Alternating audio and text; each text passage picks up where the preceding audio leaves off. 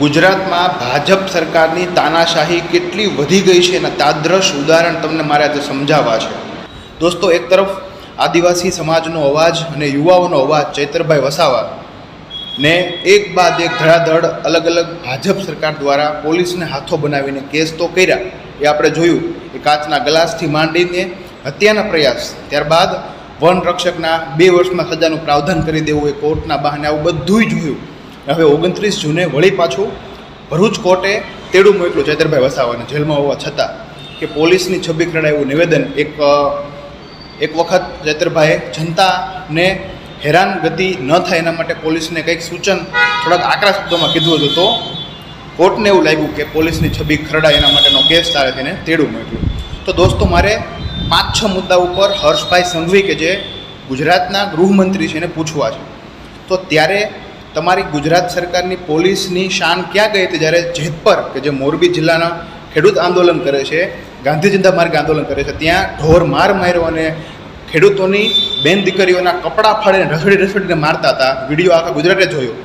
ત્યારબાદ અમદાવાદના એક મહિલા પોલીસ કર્મીએ એક પ્રજ્ઞાચક્ષુ, એક અંધ આધેડને જેમ આવે એમ ફટકાર્યો, ત્યારબાદ આખો વિડીયો આવ્યો, ત્યારબાદ તમારે સસ્પેન્ડ કરવા પડ્યા. એના પહેલાં બાલાસિનોરમાં એક નાના બાળકને જેમ ફાવે એમ શકના આધારે માર્યો. તો આ બધા મામલે તમારા પોલીસની શાન ઓછી ન થઈ, પોલીસની છબી ના ખરડાય? અરે આ મામલે તો આખા ગુજરાતની અસ્મિતાને છબી ખરીદી છે આ ભાજપ સરકારના ઈશારે ચાલતી પોલીસના કારણે. મારે વાત એ કહેવી છે, પણ ઇતિહાસ ભાજપ સરકાર આજે વાવે છે, પણ ભવિષ્યમાં જેવું વર્તન એવું કરે છે એને મળવાનું જ છે. કે વિરોધ કરે તેને દુશ્મન સમજીને એના ઉપર જેમ આવે એમ ગમે તેમ કરીને દબાવી દો.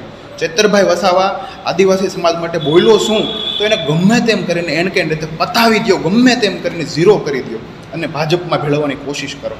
દોસ્તો, લોકશાહીમાં કાળામાં કાળું કૃત્ય જો કરતી હોય તો ભાજપ સરકારે એની તમામ હદો વટાવી છે. એક તરફ એકને ગોળ અને એકને ખોળ, એ કરે એ રાસલીલા અને જનતાના અવાજ માટે ઉપાડે એ પાપ લીલા. આવા સૂત્રો આપણે લાગુ પડે એવી વાત આજે આ હર્ષભાઈ સંઘવી જે ગુજરાતના ગૃહમંત્રી છે એમની ભાજપ સરકારના ઈશારે ચાલતી પોલીસ કરે છે, એક બાદ એક. કે જનતા જાણે છે, બધું જ જાણે છે, જનતા જુએ છે. સમય બળવાન હોય છે, એટલે ખાસ આ મામલામાં બધાને જાગૃત થવું પડે કે એક તરફ પોલીસની છબી ખરડાય, બીજી તરફમાં જેમ ફાવે એમ મારે છે. જેતપરની વાત હોય તો, બાલાસિનોરની વાત હોય તો, અમદાવાદની વાત હોય તો, એટલે આવી વાત છે. જનતા બધું જ જુએ છે, બટ સમયની તરફેણ હોય છે, સમય બળવાન હોય છે. આ વાત યાદ રાખવું ભાજપ સરકારના દરેક માણસોએ કે આજે સમય એના ખીમામાં છે તો કાલે સમય એના ખીમામાંથી બહાર પણ આવશે. જય હિન્દ, જય ભારત, જય ગરવી ગુજરાત. મારી વાત ગુજરાતના દરેક લોકો સુધી પહોંચાડજો. અને લોકશાહીમાં હંમેશા માટે લોકો જ અને જનતા જ સર્વોપરી છે. આ વાત ભાજપ સરકારના માણસો પણ યાદ રાખે.